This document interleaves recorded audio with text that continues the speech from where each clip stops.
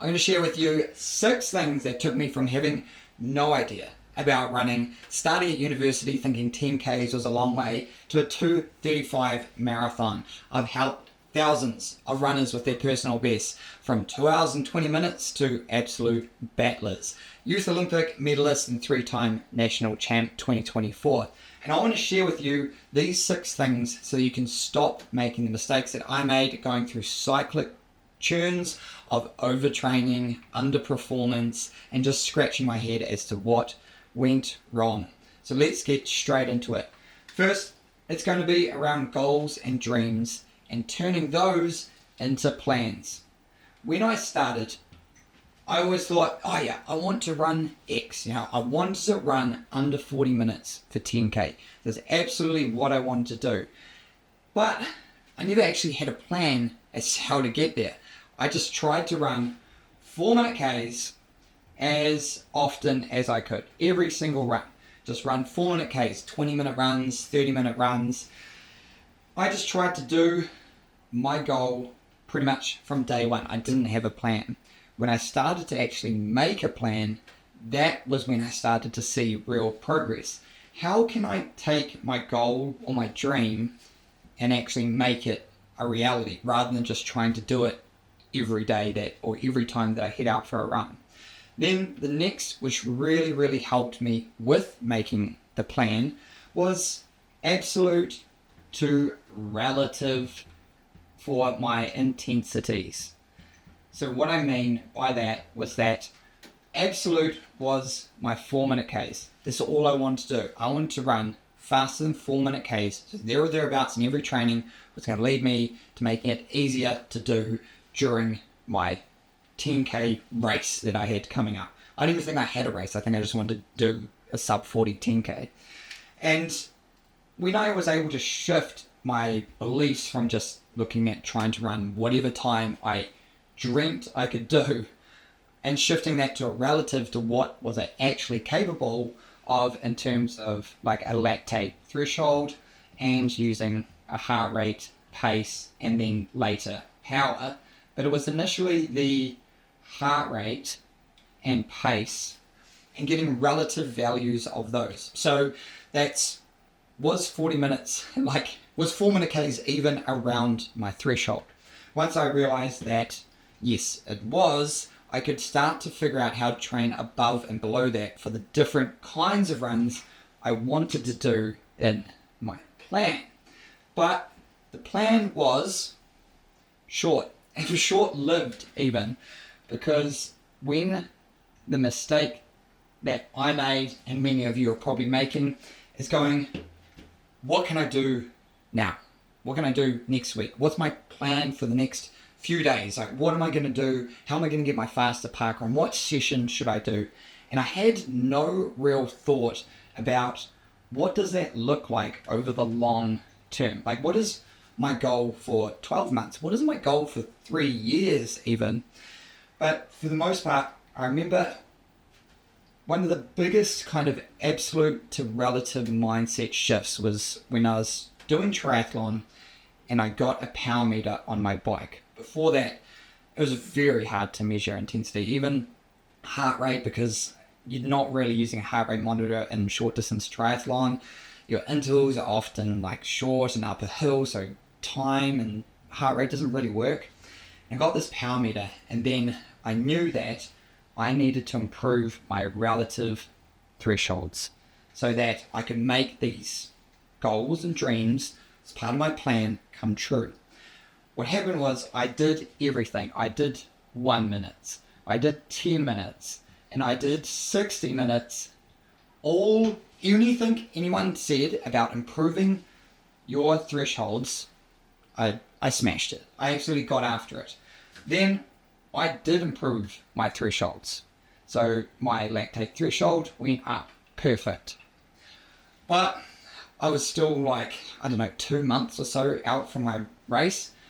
And then my performance started to decline. So I had no long-term progression. I got exactly what I wanted, but I was very short-sighted in doing this. And then that leads me to knowing or guessing to measuring. which is much the same theme that we've had along these 6 steps, was that I had the short-term and a long-term goal.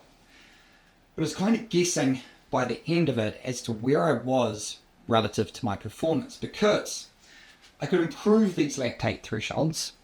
I had my relative numbers, my zones, my thresholds, my different reference points, and how they related to my overall goal and dream.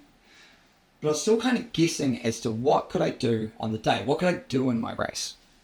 So where that led to was then just like underperforming, because I thought, oh yeah, well, I improved my threshold, I can improve my 1 minute and my 10 minute. I'm running faster than I ever had at the local club session that I was doing. But I had no way of knowing what did this mean in terms of my performance and what performance indicators should I start looking at. So I was actually measuring these performance indicators. How much training, load, even like mileage and heart rate versus pace. What of these numbers correlated best to my performance? So rather than just guessing, oh yeah, cool, I've been able to, do my best ever 60-minute power output, my best ever time around the block, or I absolutely did the best ever 5x1k session, my mile repeats are going better. What of these correlate? What can I measure relative to my performance? So I performed badly, why? If I got into a race and I didn't have a plan, this led me to poor expectations.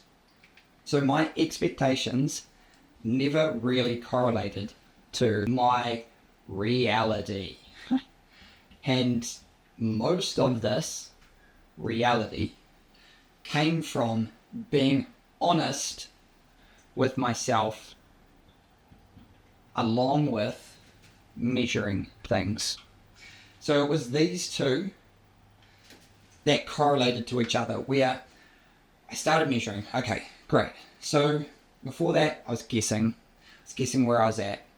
And then I'd have these expectations. Oh yeah, I'm going to run my 39 minute, my 38 minute. I'm going to run my best ever 10K. I've improved some of these things and I'm still unsure, right? I don't really know what this all means. So I'm just kind of guessing, which lead me to an unrealistic expectation that I could run under 40 minutes. So what do? I start my run or my race and I start too fast. I'm going out at 3:40s. Yeah, so a 37 minute time, pace output. I had no plan. Actually, in my race, I had no plan. I just expected myself to be able to turn up. I didn't really measure anything. So I had no reality of what I was possible of, or a way in which I could execute a race that would give me the best possible outcome, based off of not only what I had measured, but also how I felt. Because you'll know, sometimes you can show up on the day. You can feel a bit sluggish, not the best week of training, but you can execute a really great race. But if you just think that that's the reality, that you can do that every single time, you're guessing. You're not measuring why or how that was able to happen. Is this a current trend with you? Do you always just outperform yourself regardless of how you're feeling?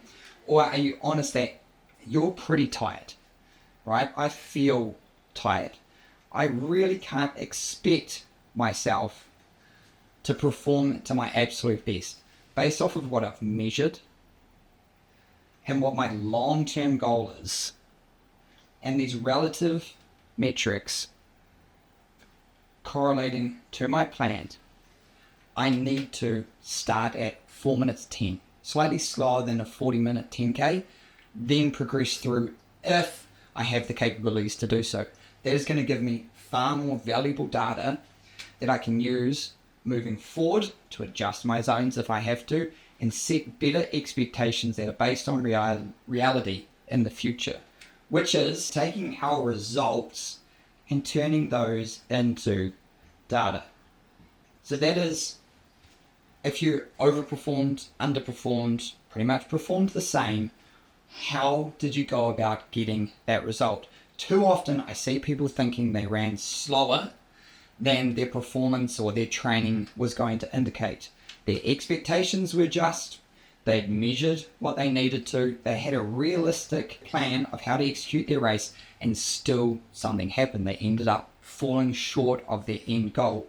And where I see a neglect is in the data. People go, I thought I was on, but I fell apart near the back end. I need to do more strength training. Next time I'm going to get super dialed and I'm going to up my volume.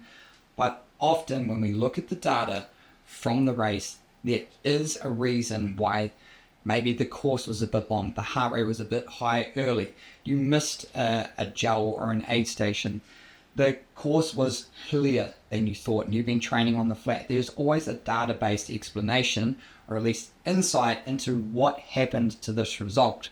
And from that, you don't want to be reworking your entire system based off of one poor performance. Often it's just a small variable change that we can adjust into our plan, make sure it's based off of a relative reading on a long-term progression.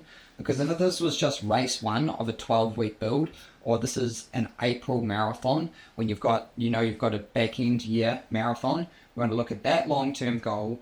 We're going to make sure we're measuring our progress so we can set realistic expectations and try to achieve the best result based off of the data, and we can review it and continue it with this cyclic feedback loop, so that when you're looking at a training plan, a year, a race result, at some point you can remove these mistakes and ensure that your system works consistently for your next build up.